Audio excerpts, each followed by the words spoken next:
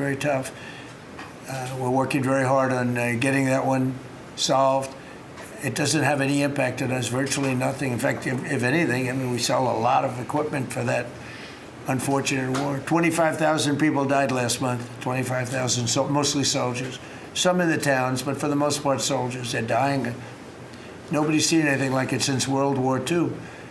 It's a terrible situation, and hopefully that's going to get settled. You know, I settled 8 wars, and many of them I think were more difficult than this one. In theory, they were more difficult, but there's tremendous hatred between President Putin and President Zelensky. Tremendous hatred. I've seen it before, but I've never seen it maybe to this extent. And I think that's calming down a little bit, and I think we have a chance of getting it done. But it doesn't affect us. Thousands of miles away. That's why when I heard the head of Germany say, this is not our war about Iran, I said, well, Ukraine's not our war. We helped, but Ukraine's not our war. I thought it was a very inappropriate statement to make, but he made it. You can't erase it. But he felt that way. I said, well, you know, Ukraine's not our war. And it's not, but I would like to see all those young people stop being killed. I mean, they're being killed. It's like a slaughterhouse. What's happening there is horrible. 25,000 on average. Last 2 months ago, it was 31,000 people died in 1 month, Marco, right? I said, it's getting crazy. It's getting worse. Think of it, 31,000 soldiers, both Russian and Ukraine, died 2 months ago, 25,000 last month. And if I can solve that, it would be a great honor to do it. I wish it could have gone faster. I solved other ones in 1 day that had been going for 32 years. We stopped one that was starting, it was already started, India and Pakistan, and the Prime Minister of Pakistan, a very fine gentleman, said President Trump solved something that was going to cost 10 million lives. That was going to cost a lot of lives, 2 nuclear nations. And those were complicated, but we got them done quickly. This one is, it's a shame. And the only reason I'm doing it, frankly, is because I want to stop death. I want to stop the death from happening. I think I'm going to go with a man that I've missed, Brian. I haven't seen you in a long time. I miss you. He's been in a very strange location. I don't know. He's had a strange thing happen. But anyway, go ahead, Brian. Well, good to see you too. Actually, good to see the entire cabinet here. Linda, good to see you too. You talked about gas prices coming down. Yeah. Obviously, they will. But would you ever consider suspending the federal gas tax in order to kind of temporarily alleviate some? Well, some people should do that. As an example, in California, every time prices go down, his prices go up because the gas tax is bigger than the tax itself, bigger than the product itself. It hasn't. I mean, we've thought about it, I guess, but honestly, when I did this, I knew it was going to be a little bit. We had the greatest economy ever. We had the greatest stock market in history. I said, we're going to take a little bit of a hit, a short-term hit. It's going to end up going much higher than it was, in my opinion. I said we're going to have a great stock market. Nobody thought we could get to 50,000 or 7,000 in the respective indices. Nobody thought that was going to happen, but it did in the first year. They said it couldn't happen in 4 years, that you wouldn't hit 50 in 4 years, but you could maybe get close. We hit it in the first year. And I said, this is a good time to solve a problem that you had to solve. And that's what I did. But the gas tax, people have talked about it. It's something we have in our pocket if we think it's necessary. And if I can follow real quickly, you just recently took off, Secretary Duffy, 17,000 truckers off the road that quite frankly could not speak English, which is a safety issue. Yeah. Could we ever extend that to Uber drivers, Lyft drivers, cab drivers, for someone who takes a lot of Ubers? A lot of my drivers can't speak English. Wow, that's not good. I didn't like that. Go ahead, John. So that's a really good point. The problem is that our states are the ones that issue these licenses. So with commercial driver's licenses, we do have some federal control. But again, we have thousands of people who can't speak the language, long-standing rule, and it's a safety issue, right? If you can't understand road signs, if you can't communicate with law enforcement when you're pulled over and communicate what's on your rig, huge problem. But the last administration, Mr. President, they let truck driving schools self-certify that they were qualified to train truck drivers. And so this is like the Leering Center. So you pay $800 and you get a certificate that you passed a CDL driving school. And again, they have no skills. They don't have the knowledge. And they don't have the skills. They haven't gone through any of the testing. And then they get licenses, and they're killing Americans on our roads. So it's remarkable, the rot that the last administration allowed to take place. We are ending that, and I need partnership with our states. Even California started to come on board. Even Gavin has started to play ball with us, which is surprising. Shocking. Not all the way, a little bit of shocking. Mr. President, You know, it's interesting because I just saw something that the nursing home business and the daycare centers in particular, they went out and inspected them in Minnesota, and they didn't exist. They're knocking on the door. He happens to be a young man, Nick, nice young man. He's done a very good job. They're knocking on doors. It's like homes. And they're getting hundreds of thousands of that. They didn't exist. And in California, it's worse. It's even worse. And I spoke with Russell Vogt. I said, Russell, don't send them any money. He said, but we have a court order that we have to. Can you believe it? A judge. The judges are really hurting this country. Our judges, Justice Roberts doesn't like when I say it, but the judges are really hurting this country. And frankly, the justices, the Supreme Court, has really hurt our country too. Mr. President, do you have a new deadline, given that there are some talks now? Do you have a new deadline before taking? No, I'll announce it. I mean, right now, you're talking about a deadline for doing some pretty big damage, even bigger than we've done. We'll see. Look, we have very substantial talks going on with respect to Iran, with the right people. You know, I told you about a present, right? Steve, can I reveal the present? You can do anything you want. Thank you. They said to show you the fact that we're real and solid and we're there, we're going to let you have 8 boats of oil, 8 boats, 8 big boats of oil. This was 2 days ago. And they'll sail up tomorrow. That was 3 days ago. And I didn't think much about it. And then I watched the news and they said, a very good anchor, actually. Happened to be Fox. But I watched it, and he said, something's unusual happening. There are 8 boats that are going right up the middle of the Hormuz Strait. 8 big tankers are going loaded up with oil right through.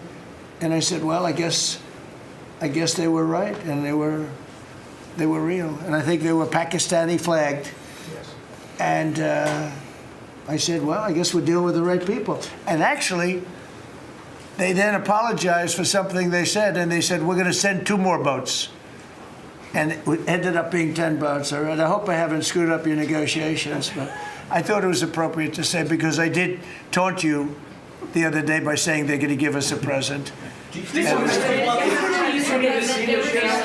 Yeah, President, Brewster. there were 2 illegal immigrants who were arrested at San Francisco airport for ignoring deportation orders. At the same time, as you highlighted, really great reception from American travelers for ICE agents. Is there a PR aspect of this that can allow future deportations to go on with less protesting, less outrage? Yeah, it's amazing, because by putting ICE there, look, the press was very unfair to ICE. So was everyone else. These are great American patriots. They have a tough job. They have to find murderers and take them out of our country. I wouldn't want to do it. You wouldn't want to do it. Most people wouldn't want to do it. They do it. And, 11,888 murderers. And that's murderers. That's not drug dealers. That's not lots of other things. It's not people from mental institutions. Entire jail populations were released from major countries and let into our country through the open border. And ICE has done an amazing job. I wouldn't want that job. It's a tough job, dangerous job. So what happens is, by putting them at the airport, and I just said, do me a favor, take off your masks. And they did. For that, not for when they're looking for some, cold-blooded killers and they're in the name, but for that. And they did. They took them off. And the passengers, I see the interviews of people, they're saying, these are nice people. One person said, he's a very strong man, but he's a nice guy. He grabbed my bag. He helped the woman with a bag that she couldn't lift. And I'll tell you, I don't want to use the word rehab because there was nothing to rehab, but rehab from the press, because the press is so tough on him. And these crooks in Minnesota, these crooked politicians and dirty cops, they're dirty cops, they're dirty politicians. Waltz is a dirty, crooked politician. The Attorney General is a crooked guy. He's no investigations, and I hope JD's going to do a great job. He's in charge of it now with somebody who's very talented. But I think it's easy stuff. They say $19 billion, think of it, is missing. $19 billion. If we would solve half of the fraud problem, Pam, in this country, we would have more than a balanced budget. We'd have a surplus. And in the case of Minnesota, it's very Somalia-oriented. Think of it. These people come from a crooked country, disgusting country, one of the worst countries in the world, acknowledged to be one of the worst countries in the world. Some people say it's the worst. They have no money. They have nothing. They come to our country, low IQs, and they rob us blind. Stupid people. And they rob us blind because we have crooked politicians and we have dirty cops. The Attorney General is a dirty cop. It's my opinion. It's only my opinion. And something should be done about him. Let's see what kind of job he Mr. can President, do. yesterday you said that you hate mail-in ballots. Excuse me? Should Iran be able to charge a toll for the Strait of Hormuz? They're charging some vessels to go through. Oh, yeah. Well, should they be able to? I mean, they shouldn't be able to, but they're doing it a little bit. I don't look. Their capability is a lot less than it was 2 weeks ago, and with every week and every day, frankly, it gets less and less. All I can tell you is they're begging to make a deal. So let's see what happens. We may make a deal. Yesterday you said that you hate mail-in ballots. Tell me about mail-in ballots. Go ahead. You mean I used a mail-in ballot? You probably said, yeah, I did. Why did you You know use what? that? Is Because it I'm reliable? president of the United States, and because of the fact that I'm president of the United States, I did a mail-in ballot for elections that took place in Florida, because I felt I should be here instead of being in the beautiful sunshine But you taking. were in Palm Beach, sir, the last few weekends. That's right, and Could you have gone in I person? decided that I was going to vote by mail-in ballot because I couldn't be there, because I had a lot of different things. But we have exceptions for mail-in ballots. You do know that, right? So if you're away, we have an exception. If you're in the military, we have an exception. If you're on a business trip, we have an exception. If you're disabled, we have an exception. And if you're ill, if you're not feeling good, so I was away, mostly in Washington, D.C., so I used a mail-in ballot. But I appreciate the question because I know it was so well-meaning.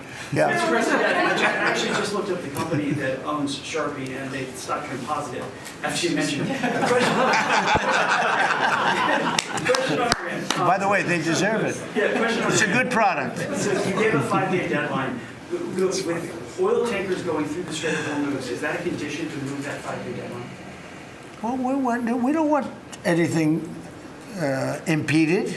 We want ships to go through. We don't know that they've dropped any mines, by the way, because we blew up all their mine droppers, right? We blew up every one of them. They're going to have to take them out on a rowboat or something. I don't know how the hell they get out there, but we don't really know. You might speak to it. We don't know. There could be a few of them out there, but that's a lot. If you have $1 billion ship and you get hit by a mine, it's not the greatest thing in the world. So if you think, the problem with that's not like you've decimated a military. If you think there may be a mine, that's a bad thought, and it stops things up. How are we doing in that regard, Peter? Mr. President, you're right. We have so heavily degraded their coastal defense capabilities and their naval capabilities that any strategic or operational attempts to do those types of things are extremely limited. And we continue to move over the top of that. Now, whether Iran makes a wise choice or not to try to execute that is part of how this deal comes together. But with every passing day, the military pressure that we're putting on them lessens their ability to really hold that militarily at issue. I mean, the problem with the issue of the Hormuz Straits is this. We've decimated them as a military. no Air Force, no Navy, very few rockets left. We blew up so many. Hard to manufacture them. Same thing with drones. The leadership is gone. The problem with the Straits is this. Let's say we do a great job. We say we got 99%. 1% is unacceptable because 1% is a missile going into the hull of a ship that cost $1 billion, right? So 1% is we can't. If we do a 99% decimation, that's no good. So how is your coalition then? Are you So it's really, a little bit. But I have a feeling it's going to clean up pretty quickly. How close are you to I could just say this: they want to make, and I probably hurt our little negotiation. It gives them a little impetus to say, well, I wish you didn't say that. But they said yesterday that we weren't negotiating with them, and now they admit that we were negotiating with them. So they want to make a deal. The reason they want to make a deal is they have been just beat to shit. So the Are you thinking of taking control of Iran's oil? It's an option. I mean, I wouldn't talk about it, but it's an option. Is that something you've thought about? Well, in Venezuela, we've done very well working with Venezuela, certainly. And we've taken in billions and billions of dollars. And by the way, Venezuela is doing better right now than they've ever done in the history of their country. And it's sort of like a joint venture. But the United States has made a lot of money, Marco, right? With it. Do you want to talk about that for a second? About Venezuela? Yeah. Yeah, I mean, I think Venezuela in the first 2 months of this year generated more revenue from oil sales than they had in most of all of last year. But the money's not being stolen anymore, and it's being held in a U.S. Treasury blocked account. And to the extent it's flowing to the Venezuelan government, it's going to help people, like fund hospitals, pay teachers. It's not And we being get a stolen. lot of it, and they got more than they have in many years. Think of it. We get a lot of it. We have a deal. We get a lot of it. We had 100 million, think of this, 100 million barrels we took in the first 2 weeks. 100 million barrels. That's a lot of oil. It's a lot of ships. And we got some, and they got some. We paid for the ships. A lot of money left over. And Venezuela has done better now with us. Call it a partner, call it whatever you want. We've made a lot of money, and they've made a lot of money. We've paid for the cost of that military hit many, many times over. And we've only just started. Our relationship with Venezuela has been amazing. The people, actually, I'm the highest polling person. And in other words, after the presidency, I think I may go to Venezuela and run for president against Elsie. I may run against Elsie. It's an option. No, they like me in Venezuela, but it's an option for me. It's a wonderful option. Yes. There's some reports that Gulf allies are concerned about winding down the war too soon and potentially leaving Iran. Well, they'd probably like us to stay, but the concern. If we don't stay, look, it's a beautiful thing about airplanes that go 2,000 miles an hour is you can get back there very quickly. If we don't stay, we're going to be protecting them. We know, they've been very good. Hey, Qatar, Saudi Arabia, in particular, Qatar, Saudi Arabia, UAE, the three of them, Kuwait, Bahrain, they've been 100%. Now, in all fairness, they could have gone the other way. They were surprisingly missiled. They were shot at. Nobody ever thought they'd be shot at. UAE had 1,400 missiles aimed at them. Fortunately, they had the greatest anti-missile weapon in history called the Patriot.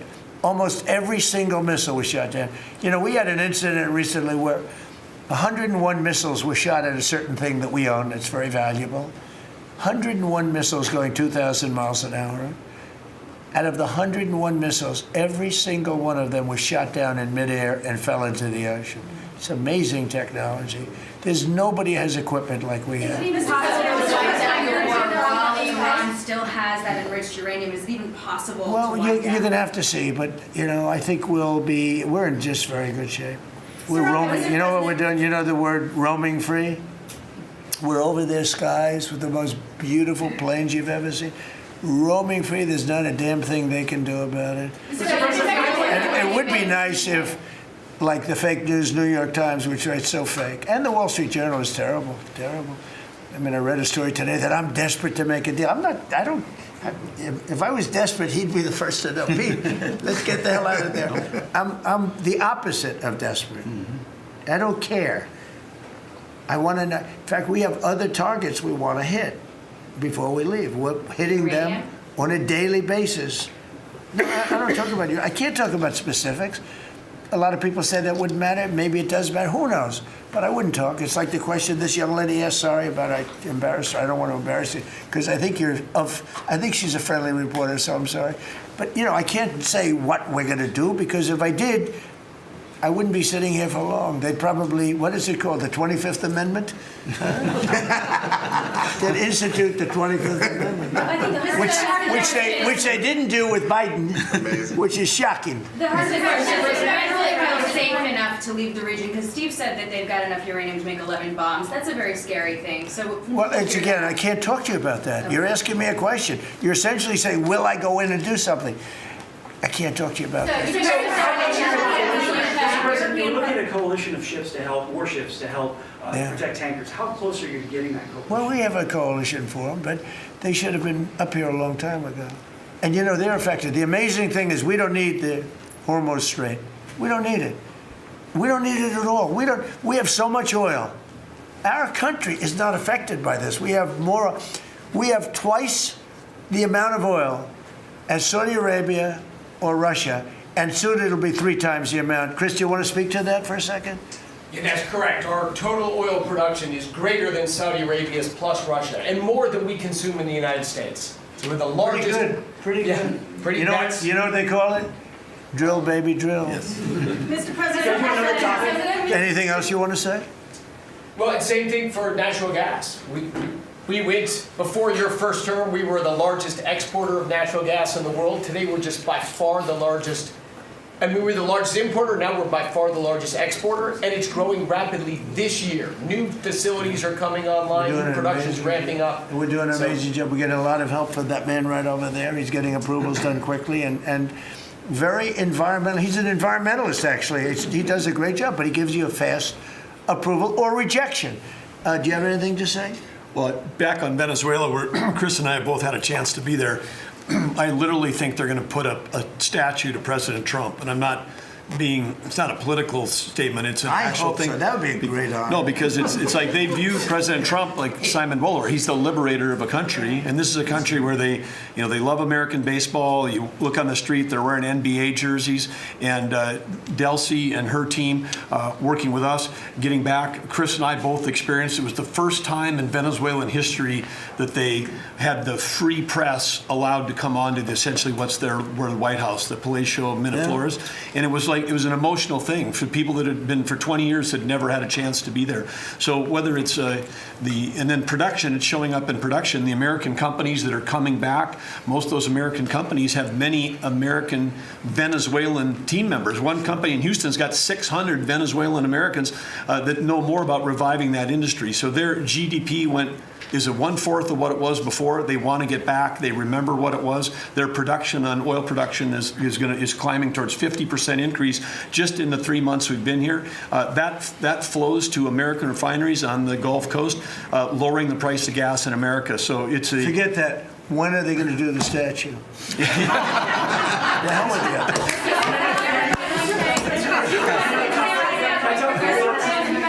Thank you.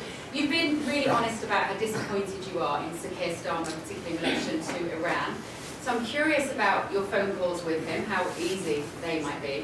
And also, were you surprised by... Are we talking about Starmer? Yes. And are you surprised by how weak... I think he's a lovely man. I do. I think he's a lovely man. But I think he did something that was shocking. He didn't want to help us. And maybe in particular that country, we were the longest bond, the longest ally. Australia, too. Australia was not great. I was a little surprised by Australia. I wouldn't say anybody was great other than the 5 countries in the Middle East. We never really had very much support. We spend trillions of dollars supporting countries, and this is Little League. This isn't the big league deal. This is sort of Little League pool for us. Look, we decimated them in a period of a week. In the first week, it was over. In the first few days, it was over. I think the Navy took us 3 days to essentially annihilate that. They weren't there. So if there's ever a big one, which I hope there's not, but if there's ever a big one, I don't think they're going to be there. And that's not fair. And we have to remember that as a country, because we spend trillions of dollars protecting Europe, protecting the countries of NATO. They weren't there for us. For small time. This is small time. You know what? Venezuela is a big deal, but it's not the big one. They weren't there. So what makes you think they'd be there if we needed them for something? And your prime minister was not there, as you know. He was there after we won. He said, we'd like to send some ships. I said, we already won. We don't need them anymore. But can you explain why he was reluctant to help? Why he what? Why he was reluctant to help with Iran? He didn't have to. I didn't ask him. I just said, just tell me no. I mean, we're always going to be there, or at least we were. I don't know about anymore, to be honest with you. I would have to be honest. We were always there when they needed help. We always would have been there when they needed help. I mean, think of it. We're there to protect Europe from Russia. In theory, it doesn't affect us. We have an ocean, big, fat, beautiful ocean. But we're there to protect NATO, to protect them from Russia. But they're not there to protect us. It's ridiculous. It doesn't make sense. I tell you, a lot of people were big NATO people. I was never big. It was okay. I got them to pay 5%. By the way, they haven't paid it yet. You know that. You know, I got them to pay 5% from 2% to 5%. They didn't pay it yet. I got them to pay up to 2% because they weren't paying the 2%. Then I got them to pay 5%, which they should be at. And we had a lot of, oh, that was great, great. Oh, only Trump could do it. But the problem is they haven't paid. Because if you look at the numbers, they haven't paid yet. So we were there for them, but they were not there for us. Did we need them? No. I never thought we needed them. I was more doing a test. I said, I really would love to have you come up. Bring your boats. You can sail through the beautiful Hormuz Straits, and you can protect people that are being shot at. They didn't do it. And that's small potatoes. Do you understand what I'm saying? Yeah, I do. Go ahead. I was just going to say, does it affect the state visit with the King that you're going to have in April? Are you looking forward to that? With the King? With the King No. coming here? No. He's a friend of mine. He's a great gentleman. As you know, he honored me and our country. He really honored our country. But we had an amazing time. I've known him as Prince Charles. I know him as King Charles. I'm proud of him. He's fighting a tough battle. He's tough. I think he's a fantastic. It has nothing to do with that. It's different. But he's going to be here very soon, as you know. We're going to have a state dinner. It's going to be great. But I was very disappointed when the Prime Minister said, I won't be able to. It started with the island that the indigenous have claimed away from your country. And for some reason, you went for it. And all of a sudden, indigenous people that never saw the place, they never saw it. He was afraid that we would do something to insult, because he's a liberal. That's the way they think. And when we needed the island to land that beautiful B-2 bomber, we were told we can't use it. We'd have to fly back to Missouri, which is a 17-hour flight, as opposed to a couple of hours. And I said, you gotta be kidding. Not good. They made a big mistake. Mr. President, is the Friday deadline for Iran, is that pushed back now, and if not? I don't know yet. I don't know. Mr. Witkoff and JD and Jared will tell me whether or not they think it's going along. And if it's not going along, maybe not. And we have a lot of time. You know what? It's a day. In Trump time, a day, you know what it is? That's an eternity.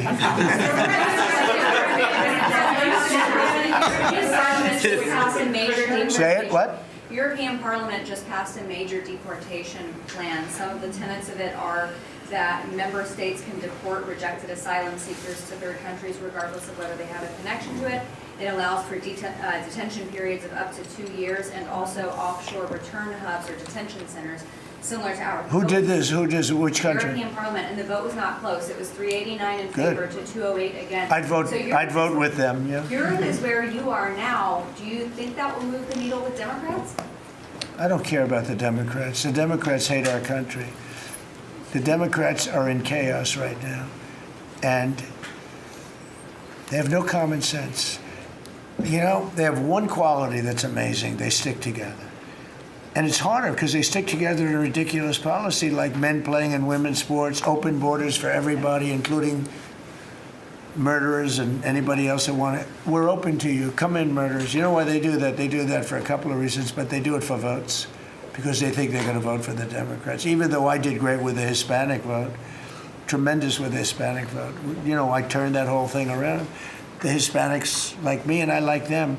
And you know, it's interesting with the Hispanics. When I built the wall, everybody said, oh, that's going to ruin us for the Hispanic. It was just the opposite. They know all about immigration and they know all about death and crime, and they're smart people and they have common sense. They wanted to be protected from the people that were coming into our country. So, you know, I won the election with a very tremendous Hispanic vote, and I think it's higher now than it was then. So we're a party of common sense. The Democrats are a party of insanity. They're a party that will destroy our country.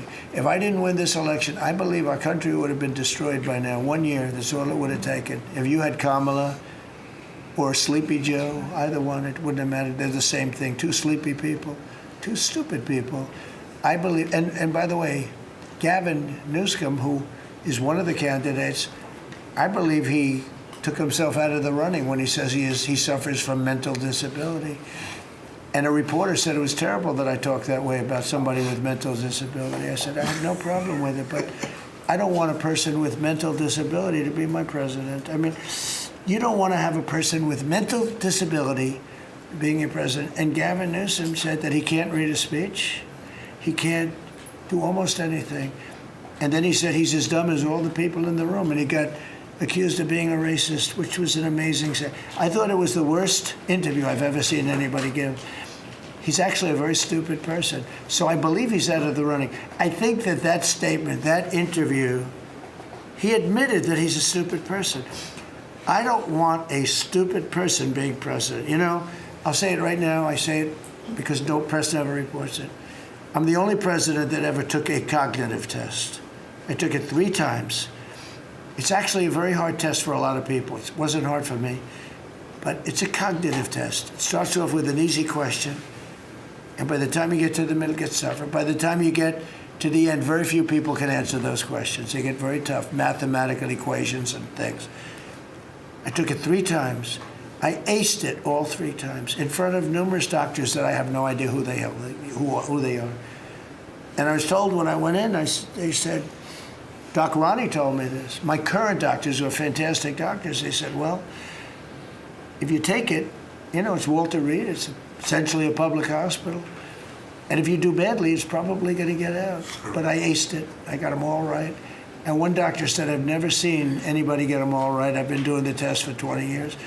I want people, I would love to see anybody that's a president or a vice president or anybody that has any chance of being a president, I would like to see them take a cognitive test, because we had a man in this office that had no clue what was happening. And let me give you a little secret.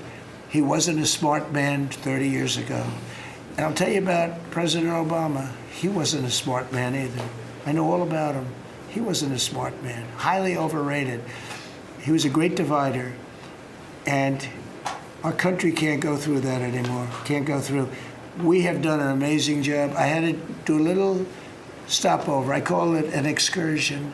I had to do a little stopover in Iran, and we had to knock the hell out of them because our country would not have been safe. The world wouldn't have been safe. I've done a great favor for the world. The world has not been reciprocal, because when I told NATO, where we give billions and billions of dollars, trillions over the years, I said, do you mind coming up and giving us a little hand with the streets? Send up some.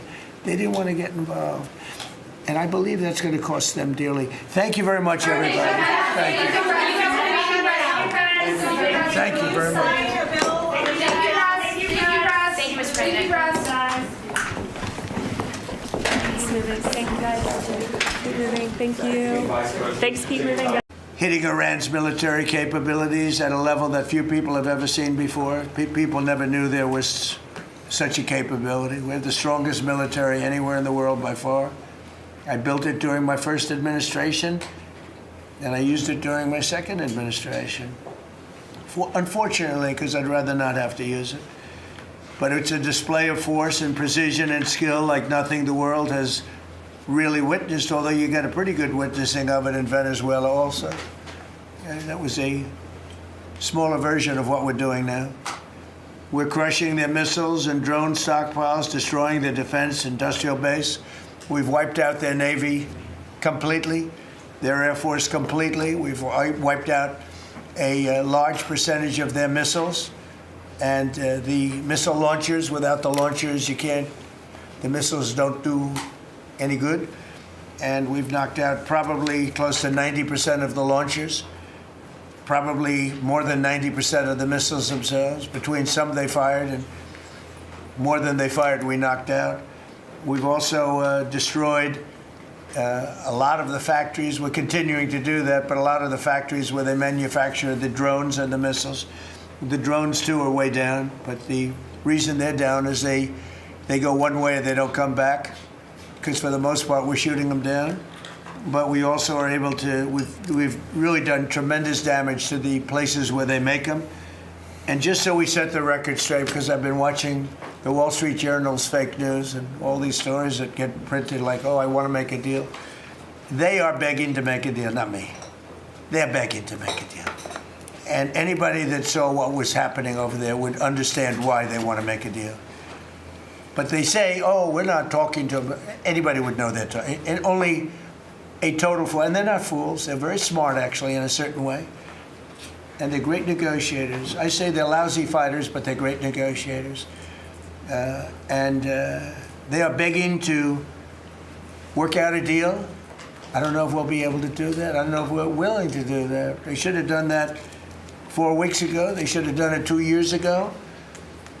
Or they should have done it when we first came into office, because 2 years ago they had free reign under Biden. Sleepy Joe, worst president in the history of our country. What he allowed to happen to our country at the borders, and even with a thing like this. But not just him. Every president for 47 years, every president should have done this. They should have done it a long time ago, because you cannot give lunatics a nuclear weapon, and they would have had a big one. It stopped really when we did the B-2, but even before that, the Barack Hussein Obama, what he did where he gave them the Iran nuclear deal, gave them free will toward a nuclear weapon. Basically, he chose Iran over Israel and others that didn't want him to do it. But I terminated that deal. Had I not terminated that deal, you would have had a nuclear weapon years ago, and it would have been used, guaranteed. And one of the reasons you know about the guarantee is because their neighbors were sort of like bystanders. They weren't involved very much. They didn't choose heavy sides. They didn't want to, because people were concerned with Iran. There was a big black cloud over the Middle East. They were concerned, but all of a sudden the war starts, and they start shooting at these five, in particular, 5 countries. They start shooting at Qatar, Saudi Arabia, UAE, Kuwait, Oman. They start shooting at them, and everybody was shocked, including us. You know why? Because they're sick, and they had a plan to take over the Middle East. And some of those missiles that were shot at them were locked long before we even started this process. They were locked and loaded and aimed at those countries. They wanted to take over the Middle East, but we happened to come along, so it wasn't so easy. So right now their Navy is sunk in the largest elimination of a foreign Navy that has taken place, maybe ever, but certainly since World War II. Their Air Force is gone. Their anti-aircraft and communications capabilities are totally dismantled. And one of the problems they do have when they deal with us is we deal with people, and the people aren't able to communicate with anybody else. So, because all of their leadership has been gone. The first level is gone, and they met to pick a new level, and they're gone. They're all gone because they didn't make a deal, and because they're sick people. They're really sick. They're really sinister, sick people. And if anybody thinks it was okay to have a group of people like this to have nuclear capability, nuclear weapons, and if we didn't attack with the B-2 bombers, they would have had a nuclear weapon within 2 weeks of that, maybe 4 weeks. But between 2 and 4 weeks, they were planning to have a nuclear weapon. If we didn't hit them at that time with the B-2 bombers, and one of the great air raids in history, maybe the greatest, dark at night, no moon, no light, every single bomb hit its mark and just obliterated that place.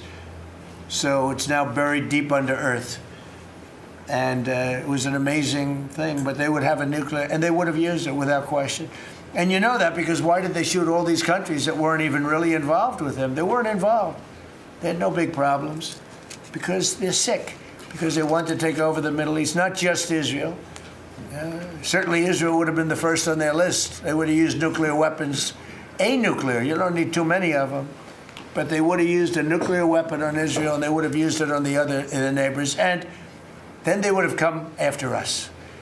And if we had a weak president, they would have done great damage. But fortunately, you don't have a weak president. I knew what was happening.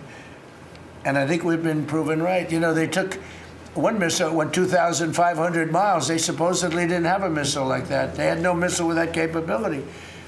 But they shot the now famous Ireland, the island that the UK was very afraid to give us because they didn't want to get dragged in. But we don't want to get dragged into their wars either. You know? It's one thing, we're very disappointed, I'll say it publicly, we're very disappointed with NATO because NATO has done absolutely nothing.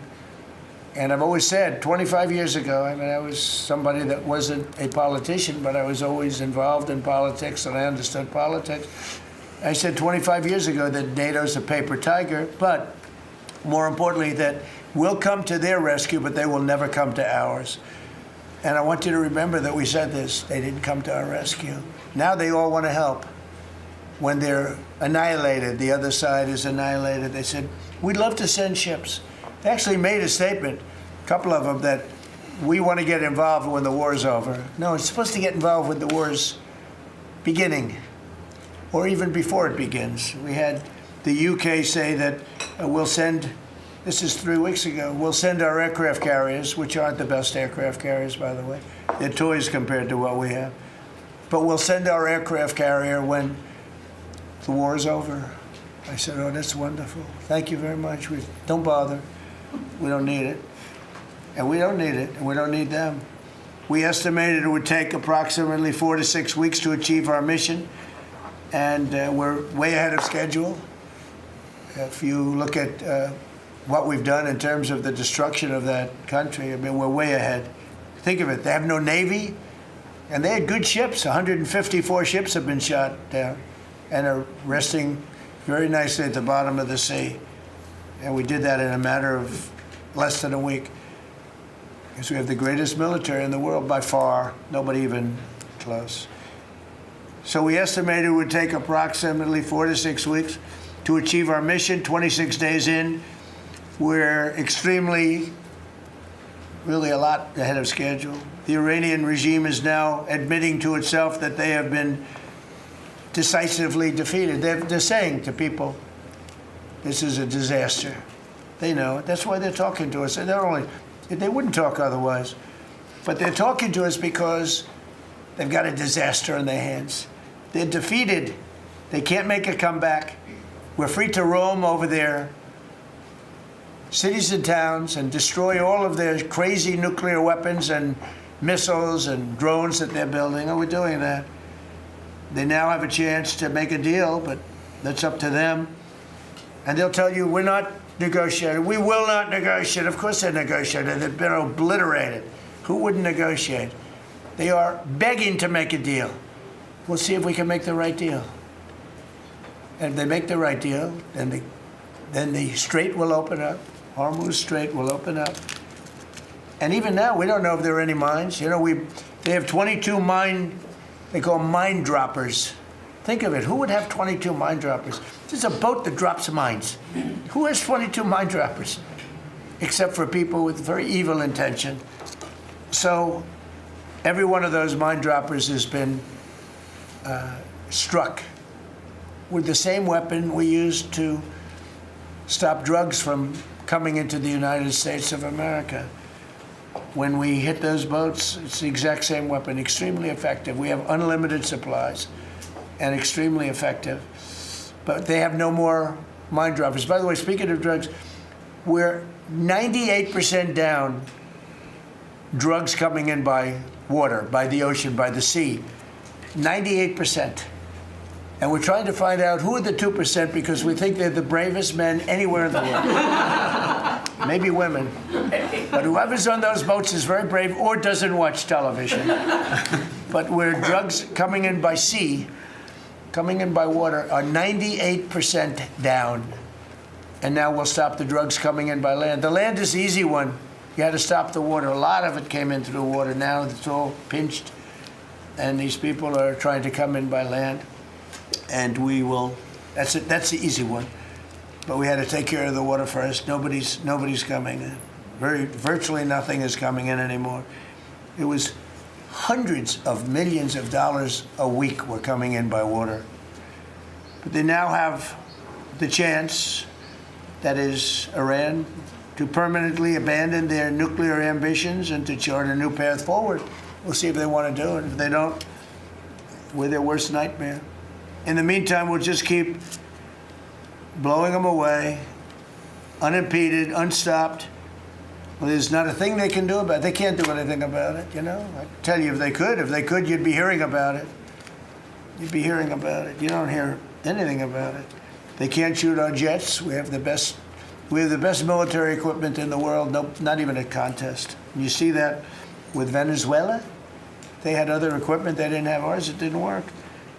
Didn't work. Think of it. We did the situation in Venezuela. It was a great military operation, getting a very, very dangerous man who's killed a lot of people, forced people into our country. Incredible. He emptied his prisons in Venezuela, emptied his prisons into our country, and I hope that charge will be brought at some point, because that was a big charge that hasn't been brought yet. It should be brought. He emptied his prisons into our country and was a major purveyor of drugs coming into our country. And he's now been captured and, you know, I guess be given a fair trial. But I would imagine there are other trials coming because they have they've really sued him just in a fraction of the kind of things that he's done. Other cases are going to be brought, as you probably know. In the meantime, with Iran, we're going to keep doing what we've been doing, and nobody's a match for the United States, but they're not a match for the United States. It's small potatoes. That's why I'm so disappointed in NATO, because this was a test for NATO. This was a test. You can help us. You don't have to, but if you don't have, if you don't do that, we're going to remember. Just remember this in a number of months from now. Remember my statements.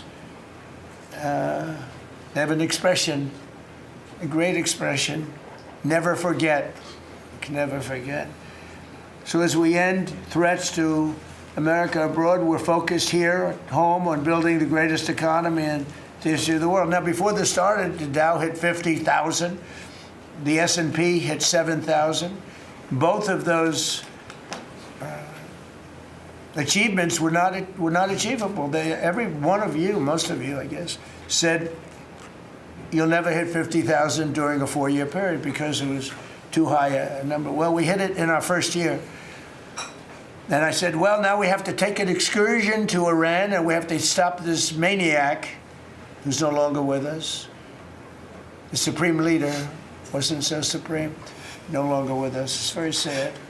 But we have to stop him from blowing up the world, blowing up the Middle East, and blowing up our country, and we did that. And frankly, I thought the oil prices would go up more, and I thought the stock market would go down more. It hasn't been nearly as severe as I thought. I think they have confidence in maybe the American president and maybe the people sitting around this table. But Americans filing their taxes this year are receiving record-setting refunds. It's been a very big story. Well, it should be a big story. I don't think you read about it that much, but I speak about it. You know, I speak about it because if I speak about it, at least people hear. You don't write about it. You know right about the drug prices going down. It'll be going down 30, 40, 50, 60%, 70%. Favored nations, called most favored nations, we're going to be paying the lowest price anywhere in the world. Before we paid the highest price in the world, Bobby, right? And now we're going to pay the lowest price in the world. That's quite a difference. It's a difference of from 40 to 70 and 80 and even 90%. That's a pretty big difference. But we're slashing regulations and investment is pouring in from all over the world. We have the most investment of any country in history has been put into our country in the last year. And again, we had to take a little detour. Won't be long. Going to end soon. We had to take a little detour, go to Iran, and we had to put out a fire. Very dangerous fire that could have blown up big portions of the world, if not the whole thing. So tomorrow we'll be announcing a variety of actions that we're taking to support American farmers, who we never forget. We love the farmers. We gave them $12 billion out of tariff money. We had a tremendous amount of tariff money come in, and we continue to have. We've gone, as you know, the Supreme Court gave us a very unfortunate, foolish ruling, a ruling that gives the people that have ripped off our country for many years, gives them some money back. But it's one of those things. It's a terrible, terrible, horrible mistake they made, but it's okay because we have another method that's just as good. We'll use the other method. But because the tariff money has been so substantial, we gave our farmers who have been mistreated by some countries, we gave them $12 billion, and they're extremely happy, and they deserve it. They've been great. They never complain. They just go out and they farm, and they wouldn't do anything different. They wouldn't trade jobs with any of you, except maybe some of the fake media. I don't know. Somehow I don't see that. I like their job better, actually. I love the farmers. So we gave them $12 billion. So in just a few moments, Treasury Secretary Scott Bessent will discuss the actions that we're taking to address energy prices, which have not gone up as much as I thought, Scott, to be honest with you. And, you know, it's not over, so maybe it'll go up a little bit more. It's all going to come back down to where it was and probably lower. And my predictions have been right. Trump was right about everything. They have a new hat. Trump was right about everything. It's pretty right. But Scott's going to address that. And I think before we go very much further, I want to ask Vice President J.D. Vance to say a few words about where we are with the situation he's involved with Steve and with Jared on negotiations. And then some of the others will speak. We'll have Marco say a few words. Pete Hegseth, who was born for this role. I mean, he's doing a great job. They gave him a hard time. And now people, I'll tell you, somebody came up to me yesterday, gave you a very hard time, said, you know, I made a mistake. Pete Hegseth is doing a good job. So when I tell you who, you're not even going to believe it. He said Hegseth. He gave you such a nasty hard time. But you're doing great. And then Steve is going to speak, and Scott will speak last. And if we have any questions, we'll take some questions. You may have questions. I doubt it, but you may have some. So, JD, please. Yes, sir. Well, thank you. It's good to see everybody. Proud to be part of this team. Proud to be serving the president of the country. Let me just say a couple things. The first of all is the president summarized this very ably. But look, the Iranian conventional military is effectively destroyed. They don't have a navy. They don't have the ability to hit us like they could have even a few weeks ago. And what that does is that gives us options, Mr. President. Now, there's been a lot of reporting about diplomatic options, about negotiations. There's, of course, Pete and his team. There are further military options. But what we have now that we didn't have when the president took over just a little over a year ago is the ability to use every tool at our disposal to ensure that Iran doesn't get a nuclear weapon. Because when I say options, I think it's important the American people know options for what? And it's options to ensure that Iran never has a nuclear weapon. You talk about people who walk into a crowded supermarket and have a vest on, and they blow up the vest and a couple of people get killed, and that's a terrible tragedy. What happens when what's on the vest is not something that can kill a couple of people, but can kill many, many tens of thousands of people? That is the most important American national security objective that exists for any administration at any time, is you don't want the worst people in the world to have a nuclear weapon. That's why the president is doing this. That's why the president cares so much about this particular issue. I'll let Steve talk a little bit about the details of the negotiation. But the last thing I'll say before I turn it over to Marco is I'm very mindful, of course, that we have a lot of folks overseas fighting very ably for the United States of America. I know Pete and the whole team, we're very proud of them, but they're fighting at a time where we are about to enter as Christians the most important week of the Christian calendar, the Holy Week that celebrates the return of Jesus Christ to Jerusalem. And so I want to say to all of my fellow American Christians, but particularly those serving in the Gulf, that I wish you all a very blessed Easter, a very blessed Holy Week, and we continue to stand behind you and continue to support you every step of the way. Thank you, sir. Thank you very much. Marco? The most important job any president has is to keep the American people safe. And every president says it, but we have a president that means it and does something about it. As the president outlined very clearly to the world on the night this operation began, Iran has been at war with the United States for 47 years. For 47 years, Iran has been killing Americans and attacking Americans across this planet. And other presidents had an opportunity to do something about it. And they all warned about how Iran was dangerous, but they refused to act. And this president's not someone that's going to refuse to act. He's not going to leave a danger like this in place. He's going to address it, and that is what he is doing. From the very first night of this operation, the president made it very clear. People like this, and now what I'm talking about is not the people of Iran. The people that run this country are radical Shia clerics. These are religious fanatics. Look what they are doing now. At their weakest point, this is the weakest Iran has ever been, and look at what they're doing. They're attacking embassies. They're attacking hotels. Imagine what these people would do if they had a nuclear weapon. That is an unacceptable risk for the world. By the way, the president's not just doing a favor to the United States and to our people. This is for the world. He defined very clearly on the first night of this operation what the goal was. We were going to destroy Iran's navy, and that is happening. We were going to, if it hasn't already happened, I'll let Pete speak to the specifics of it. We were going to destroy their missile launching capabilities. We're well on our way to achieving that goal. We were going to destroy the factories so they couldn't make more missiles and more drones. And that is moving forward. Every single objective the president clearly laid out on the first night of this operation is being effectuated. Again, Pete will speak to the specifics of it.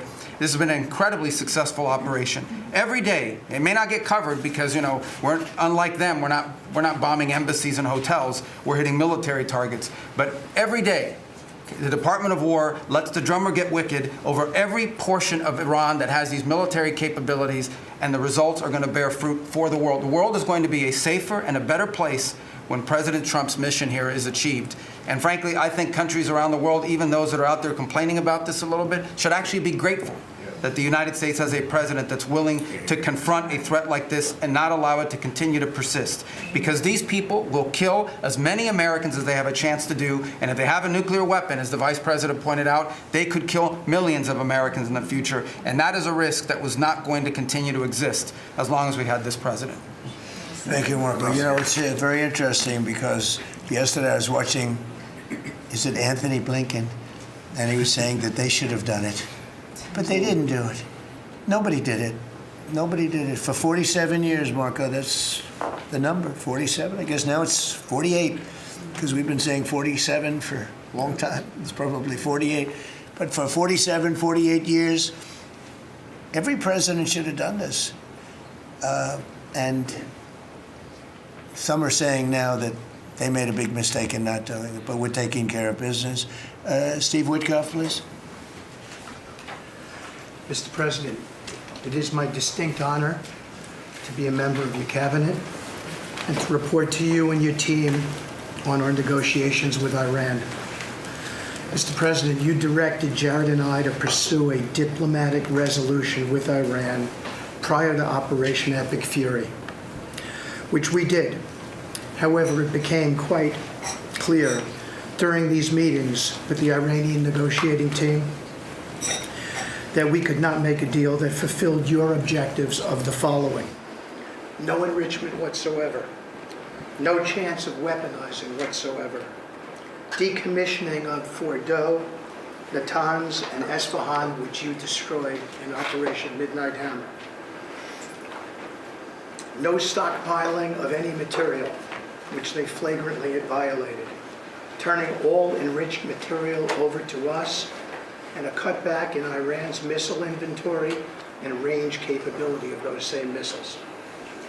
Throughout our meetings with the Iranians, we heard the following from them. The Iranians have the inalienable right to enrich.